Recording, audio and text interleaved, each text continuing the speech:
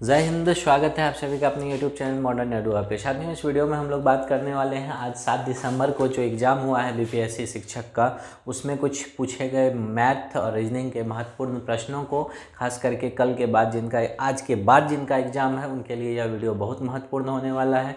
तो please video को अंत तक ज़रूर देखिएगा और नए हैं तो प्लीज़ सब्सक्राइब कर लीजिएगा चैनल को और अधिक से अधिक शेयर कर दीजिएगा ताकि हमारे जितने भी शिक्षक साथी हैं उनके लिए यह अच्छा और इन्फॉर्मेटिव हो सके। एक क्वेश्चन है टाइम एंड वर्क का। देखिए, इस क्वेश्चन को कहा जा रहा है कि 2 पुरुष यानी 2 आदमी, 2 मेन और 3 वोमेन मिलकर के किसी काम को 8 दिन में करते हैं और साथ ही फिर दिया हुआ है 3 वोमेन प्लस 2 मेन मिलकर के इस कार्य को 7 दिन में करते हैं।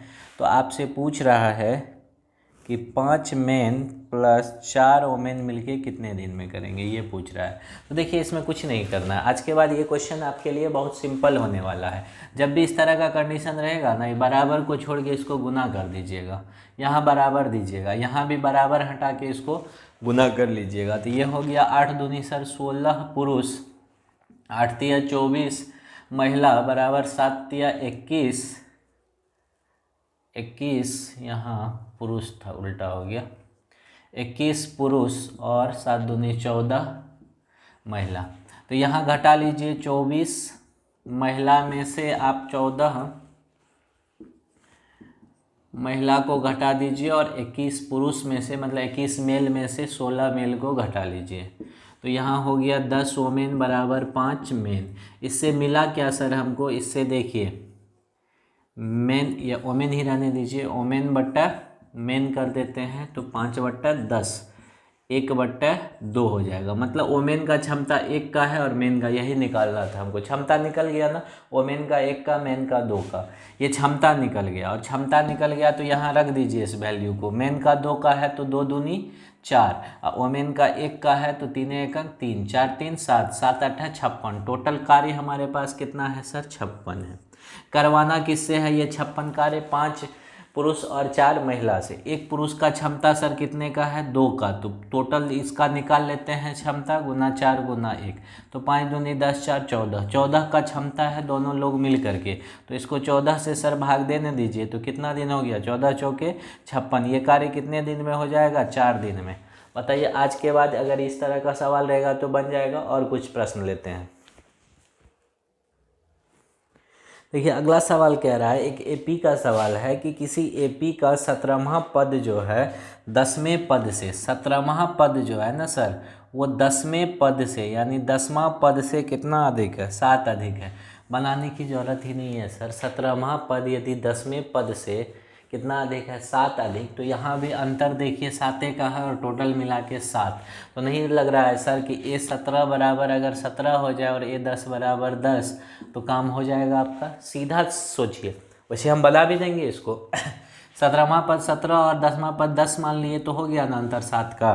तो AP निश्चित तौर पे 1 2 3 होगा, डॉट डॉट डॉट। तो पूछ क्या रहा है? तो उसका सार्व अंतर, तो सार्व अंतर कितना हो गया सर? सार्व अंतर हो गया, कितने से बढ़ रहा है? D बराबर 1 हो गया। सार्व अंतर 1 हो जाएगा इसका आंसर। अब हम बना के भी दिखा दे रहे हैं। A17 को आप क्या लिखिएगा? A + 16D लिखिएगा। घटाओ A10 को क्या लिखिएगा? A + 9D। ये AP का फॉर्मूला हो गया बराबर 7। सर A से A कट जाएगा, 16D में से 9D घटाइएगा, 7D बराबर 7, तो D बराबर 1। यही आपका आंसर है। एपी बहुत महत्वपूर्ण होने वाला है, याद रखिएगा। खास करके 9th 10th वाले सेक्शन में और 11th 12th वाले सेक्शन में एपी जीपी से पक्का क्वेश्चन आएगा, इसलिए इसको ध्यान से देखिएगा। कह रहा है किसी एपी का 14 पदों का योग, 14 पदों का योग मतलब S14 होता है, वो कितना है? 1050 है। ठीक है। और उसका पहला पद जो होता है, वह पहला पद दिया हुआ है 10, मतलब A बराबर 10 है। तो उसका A20 पूछ रहा है, 20वां पद। अगर सर इसमें हमको D केवल निकल जाए तो नहीं आ जाएगा। तो देखिए, SN बराबर होता है, SN बराबर सूत्र होता है N/2 2A + N-, ये याद रखिएगा। Into D. तो एस एन का तो वैल्यू क्वेश्चन ने दे ही रखा है, एन का भी वैल्यू दे रखा है 14 है। अब बट्टे 2, 2 गुना 10 हो जाएगा, अब प्लस 14 में से 1 गया 13 डी हो जाएगा। तो ये 7 बार में कट गया, 15 7 105 होता है 150 बार में, ये 10 दूनी 20, 20 घटाइएगा तो 130 बराबर 13 डी। तो यहाँ से देखिए डी का वैल्यू हो गया कट करके 10, नहीं आ गया सर 10, कैसे हुआ देख लीजिएगा, कैलकुलेशन था बस। डी 10 आ गया, ए पता ही है, ए 20 निकालना है। तो ए 20 बराबर क्या होता है, ए प्लस 19 डी। तो ए का वैल्यू कितना है सर 10, और डी का भी वैल्यू कितना है 10। तो 10 से गुना कीजिएगा तो ये 200 इसका सबसे सटीक आंसर है, मतलब इसका बिल्कुल सही जो आंसर है वो 200 ऑप्शन में है। और ये जो भी अभ्यर्थी बना के आए एकदम ठीक बना के आए हैं। नेक्स्ट देखिए, कह रहा है 10,000 मूल्य का कोई वस्तु है, 10,000 मूल्य था इसका, और इसका मूल्य जो है अवमूल्यन हो रहा है प्रतिवर्ष 10% की दर से। अगर 10% की दर से घट रहा है तो 10 रुपये का चीज़ कितना हो जाएगा 9, तो 9/10। और ये कितने टाइम्स हुआ पता नहीं है, मान लीजिए n बार हुआ और तब जा कर के मूल्य हो गया 6561, 6561 हो गया। ठीक है, तो देखिए ये बहुत साधारण सा क्वेश्चन है। 9/10 ये n बार अगर आप गुना करेंगे तो 6561/10,000 हो जाएगा। तो देखिए ये कितने टाइम्स में कट रहा है, ये इसको कितना पावर करेंगे जो ये हो जाएगा। इसको लिख सकते हैं ना हम लोग 10 का पावर 4, तो इसको भी देखिए लिख सकते हैं 9 का पावर 4, बिल्कुल लिख सकते हैं। तो ये जो 4 आया ना पावर, मतलब n का वैल्यू 4 है, मतलब ये जो है 4 वर्ष में सर आपका फाइनल हो जाएगा अवमूल्यन होकर के 6561 रुपया। और कुछ क्वेश्चन ले लेते हैं। देखिए, एक उम्मीदवार को मतदान में 35% वोट मिले और वह अपने प्रतिद्वंदी से 2250 वोटों से हार गया। यदि मतदान के लिए केवल 2 उम्मीदवार होंगे तो वोट कितने पड़ेंगे। देखिए एक उम्मीदवार, 2 उम्मीदवार है, ठीक है, एक मान लीजिए ए है और दूसरा बी है। एक को 35% वोट मिला तो दूसरे को ऑब्वियसली 65% वोट मिला होगा। और कोई वैध अवैध वोट की बात ही नहीं हो रही है सर, तो दोनों का अंतर देख लीजिए कितने का है, 30% का। अगर ये बी जीतता है तो प्रतिशत में कितने से जीता सर, 30% से। और क्वेश्चन ने कहा कि वह 2250 मतों से विजय हुआ, मतलब 30% का वैल्यू कितना होगा, 2250 होगा। तो कितने वोट पड़े ये पूछ रहा है। तो देखिए अगर 30% का वैल्यू 2250 है तो कोई भी चीज़ अपने आप में कितना होता है 100, तो 100% का वैल्यू हो जाएगा सर 2250/30 गुना 100। ये जीरो काट दीजिए, 3 7 21, 3 5 यानी 7500 वोट पड़े थे। ये जिन भी साथी का है, शिक्षक साथी का, वो बिल्कुल सही बना करके आए हैं, 7500 वोट पड़े थे। तो देखिए एक एक प्रश्न हम लोग ले रहे हैं और उम्मीद कर रहे हैं कि आने वाले एग्जाम में आप भी बना के आइएगा। देख लीजिए, इसको छापिए। क्वेश्चन है, 2 ट्रेनों की गति के बीच का अनुपात, गति के बीच का अनुपात मतलब S1 और S2, 2 ट्रेन है, इसके बीच गति का अनुपात कितना है, 7:8 है। देखिए आज का जो मैथ का है ना, बहुत साधारण सा ही क्वेश्चन है, और जो लोग नहीं जानते उनको टफ लगा होगा, लेकिन इस एनालिसिस को देख लीजिएगा, बिल्कुल सटीक एनालिसिस हम कर रहे हैं। ये कह रहा है कि 7:8 है। अगर दूसरी ट्रेन ये रहा ना, दूसरी ट्रेन कितना कर रहा है सर, 400 किलोमीटर की दूरी 4 घंटे में कर रहा है, तो इसका मतलब 100 km/h से वो जा रहा है, नहीं जा रहा है। अगर 400 किलोमीटर आप 4 घंटे में जा रहे हैं तो सर इसका स्पीड बताइए ना, क्योंकि अनुपात तो स्पीड का दिया है। तो स्पीड आपका कितना हो गया, 100 किलोमीटर प्रति घंटा।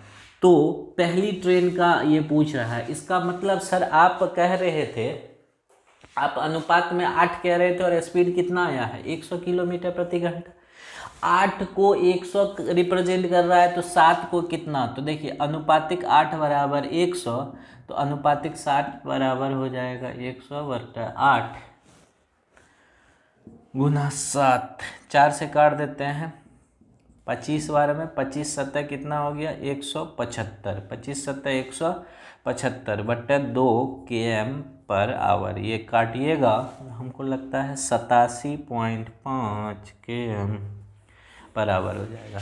है क्या ऑप्शन में, बिल्कुल है, 87.5 किलोमीटर प्रति घंटा। उड़ाइए धज्जी, अगला क्वेश्चन लेते हैं।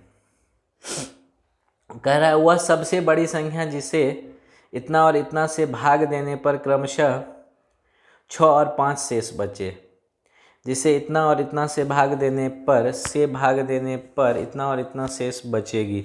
तो देखिए कि हालांकि यह वह बड़ी संख्या जिससे होना चाहिए था, इतना और इतना को भाग देने पर कितना शेष बचे, 6 और 5। तो देखिए दो संख्या है, एक है 5657 सर और दूसरा है 2037। इसमें शेष कितना बच रहा है, 6 और इसमें कितना बच रहा है, 5। घटा दीजिए तो ये हो गया सर 1651। ये घट करके 1651 और ये घट करके कितना हो जाएगा 2032। दोनों का HCF ले लीजिएगा, आंसर आ जाएगा 2032 और 1651 का HCF अगर एक टाइम लगा दे तो 1651 हो जाएगा। 16 4 20, 300, ये कितना कम है 19, तो 381 हो जाएगा। 1651 में अगर हम लगाएंगे 5 बार में नहीं लगेगा, 4 बार में, 4 32 का 2,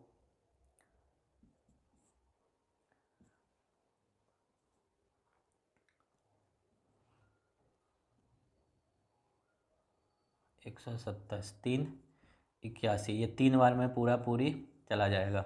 मतलब इसका HCF कितना हो गया, HCF 100। देखिए इसका इंग्लिश का लैंग्वेज सही होगा, इसमें थोड़ा सा लैंग्वेज प्रॉब्लम था, लेकिन आंसर 127 जो भी लगाए हैं बिल्कुल सही है, इसका आंसर कर दिए।